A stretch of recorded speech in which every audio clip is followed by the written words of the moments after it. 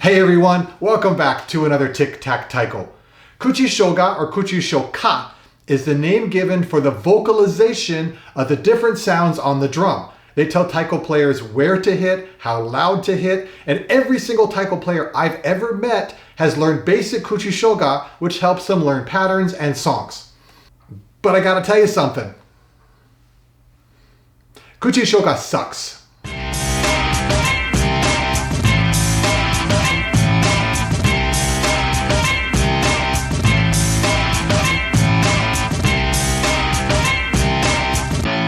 Okay. Before anybody sends me hate mail saying Kuchishoga is the greatest and you suck, let me explain. I definitely exaggerated when I say Kuchishoga sucks. In essence, Kuchishoga is just a tool. It doesn't suck. But the way we, and I say we meaning all of us in the taiko community, have utilized Kuchishoga has kind of made it suck. But as usual, I'm getting ahead of myself. Let me take a step back and give some context. Taiko is not the only art form or the only percussive art form to use vocalization to tell players what to play, where to play, and how to play. There are definitely other folk percussion traditions, other musical cultures that use vocalizations similar to how taiko does. So we're not unique in this. And while not everyone learns the exact same basic Kuchishoga, I'm thinking a huge majority of players have learned the same four. You have don, the loud note struck on the head of the taiko. You have tsu, the quiet note struck on the head of the taiko. You have ka, the rim or the edge of the taiko, and su, the rest. Not as in the rest of the notes, but a rest as in you're not playing anything. There's space. And these four Kuchishoga give us a really good start in our taiko journey. And rather than simply say, here's my issue, because that's a boring video. Who wants that? I'm going to give you 3 examples. I'm going to give you a little bit of a quiz, and I want you to see if you can tell the issue that I have with Kuchishoga. Oh, before I forget, don't forget to hit the like button. Even if you disagree with what I say, I'm pretty sure it's going to make you think. And come on, isn't an engaging video worth the thumbs up? Yeah, of course it is. And of course, if you haven't subscribed yet, go ahead and do that now. For example number 1, you have your loud note don and your quiet note tsu. I'm going to play 12 notes. I want you to tell me what you would use for Kuchishoga for these 12 notes.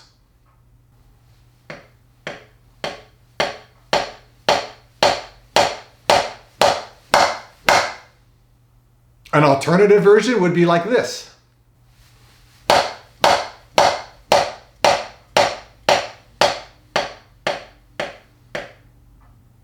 I'm sure after watching that, almost all of you are going, oh, okay, I see your issue. But I guarantee you, you don't see my issue. What you are seeing is sort of surface level. This is the inconvenience of Kuchishoga that we all have to suffer through to some degree. The issue I have goes a lot deeper, and I want you to stick around for it. But it is worth addressing that inconvenience because it helps people who don't play taiko or aren't as familiar understand what the issue is all about. So, don is the loud note, and tsu is the quiet note. Cool. What about all those notes in the middle, in between? Now, practically, most people in taiko that I've met, including myself, would say something like don, don, don, don, don, don, don, don, don, don, don, don. We would just forget the tsu. However, I don't think anyone in their right mind would ever say tsu, tsu, tsu, tsu, tsu, tsu, tsu, tsu, tsu, tsu, tsu, tsu. It feels weird. It sounds weird. Why? Don't know. Don't care. But it's something to consider. But if don is the loud note, where is loud happening in those 12 hits? Is it in the middle? So 6 quiet and 6 loud? Well, the 2 that are kind of in between, they're not quiet or loud. And are you separating based on a threshold of decibel levels, or you're just splitting the difference? What if you have 12 notes that are just here? Are you going to make the first 6 quiet and the next 6 loud, but these 6 aren't loud? It gets confusing. Like I said, it's not the worst thing in the world. It's an inconvenience that we all have found a way around, but it starts to show you the weakness of Kuchishoga. Also, what's louder than loud? What's quieter than quiet? The loud note, I'm sure you could play a note that's louder than your normal loud note. What's louder than that? And what's louder than that? I mean, you get to a point where you can't hit harder without damaging the drum. But again, we're facing issues because we have this sort of binary language, a loud note, a soft note. And we tend to only think in that language. This is one area where Western notation actually comes in really handy. You don't have to know a lot, but it does give you the tools to kind of specify different volumes, crescendoing, decrescendoing, an extra loud note, an extra soft note. You don't have to know a lot about Western notation to start being able to utilize it somewhat. But for taiko players in general, we are sort of stuck with this binary language, a loud note, a soft note. And so I want to ask you a question. How many taiko pieces can you name that utilize this range in here? Not that necessarily crescendo or decrescendo, that's traveling to get to the other destination. That's common. I'm talking about pieces that aren't just loud, aren't just soft, that have several bars, several lines or passages, that have volume in the middle. There are some, I'm not saying there's never been any made, but think about how many can you name? How many have you seen? And now you start to get where my issue comes from. But there's more. Moving on to quiz number 2, I want you to listen to these 8 notes and tell me how you would notate them using Kuchishoga.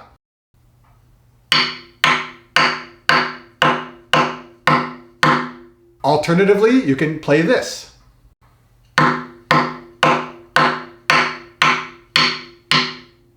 Now let's take example or quiz number 2. I played 8 ka, same volume, but each note had a different harmonic because they were being played on a different part of the bachi. Now you might have had trouble hearing this if you're listening to it on your phone. You might have to crank up your speakers or have headphones, but you can absolutely hear the tone and harmonics when it's being played live. A taiko player is generally taught ka in one of 2 ways.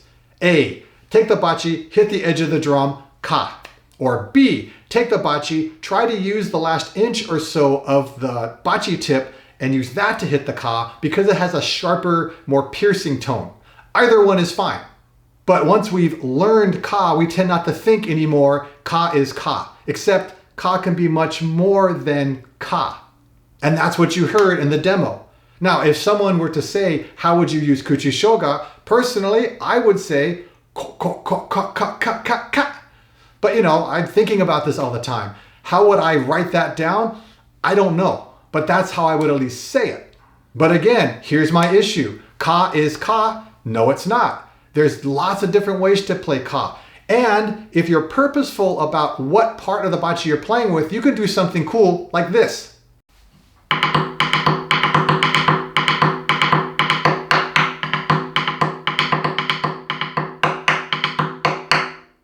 And similar to how I ended the first quiz, when was the last time you heard someone purposefully using different parts of the bachi to play ka in a song or a solo?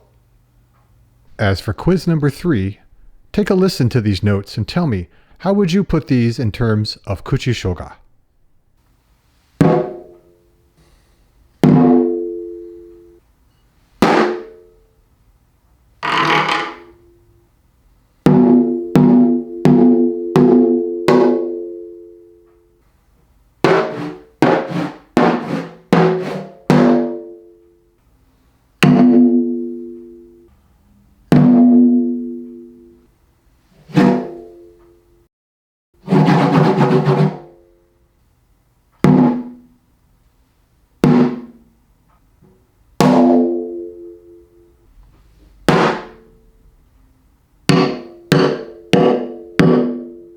And by the time we get to example number 3, I think you're starting to get what my issue is. So I played about 20 different techniques that are uncommon, but it's not like they're forbidden or anything. However, ask yourself again, when did you last hear some of these? Have you ever heard some of these played in either a taiko song or a solo? Why not? The answer to that is basically my issue in a nutshell. We don't think of alternative sounds because we're used to loud, soft, edge, rest. That's it. That's basic Kuchishoga, which never becomes intermediate or advanced Kuchishoga for most of us. You know, myself included. When I look at my compositions in the past, it's mostly don, su, ka, and su. Maybe not even ka.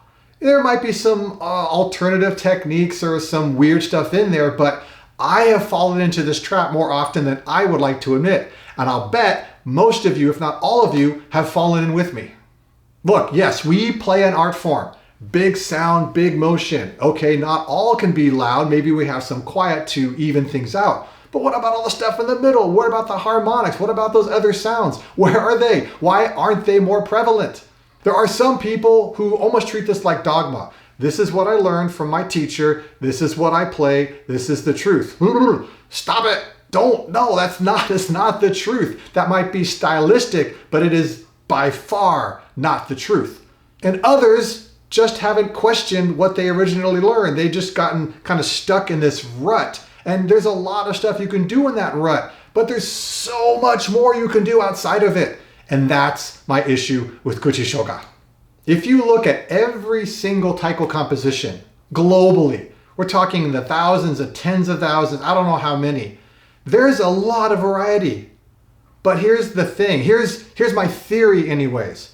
The variety is more in the visuals and the arrangement than in the musicality and the music.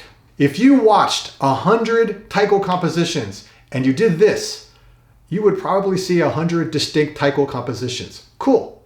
Now try that with your eyes closed. You would have trouble distinguishing which one was which, and wait, didn't I just hear that? I guarantee it. Sample size and statistically speaking, maybe not, but you get my point, right? More Taiko pieces sound alike than look alike, and I believe it's because of the limitations of Kuchishoga that we learned from the beginning. Now look, I have been shitting wholesale on Kuchishoga from the beginning of this video, but I will admit there are a couple of things that basic Kuchishoga is good for. Beginners get something to latch onto and feel like they've learned something. You get a person, give them a bachi, yeah, they can hit and make a noise, but tell them, this is the loud sound, this is the quiet sound, here's don suku, here's dorotsuku, here's the ka, here's don kara don. Wow, I've got patterns now. That's empowering to people who are new to Taiko. Will not, absolutely not take that away from anyone. And also, even though I'm complaining about it, most songs are just made with don, su, ka, and su. If you know those really well, which is hard to not know well, you can generally learn the music of any Taiko piece. That's a good thing. Even though it's, this whole point of the video and kind of saying why it's a bad thing, it's also kind of a good thing. Go figure. And you can make some really cool patterns and cool songs with just don, su, ka, su. They're out there already. So it's not to say we have to stop and completely change or turn 180. No. There's just some serious limitations, and that's what I'm here to point out. And it's not like I'm the first person to ever realize this or think about this, but I don't hear many people talking about it. My friend Chris Bergstrom made this very comprehensive Kuchishoga chart, which is no longer available, so I'm not going to distribute it out of respect, but it shows all these different sounds and how to play and different alternative terminology in Kuchishoga that is really handy for at least making you think outside of what you normally do.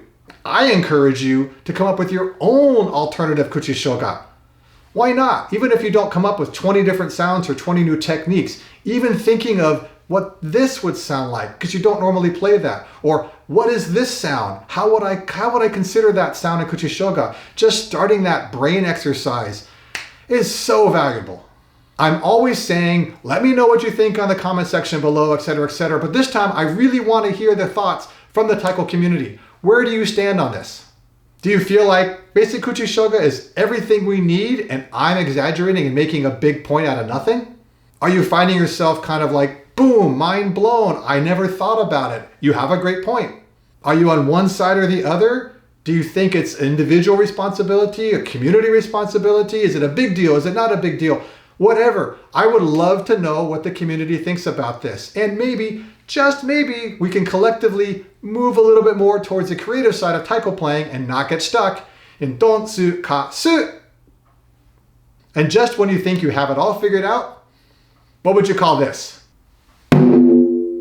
So until next time, keep on practicing and be well.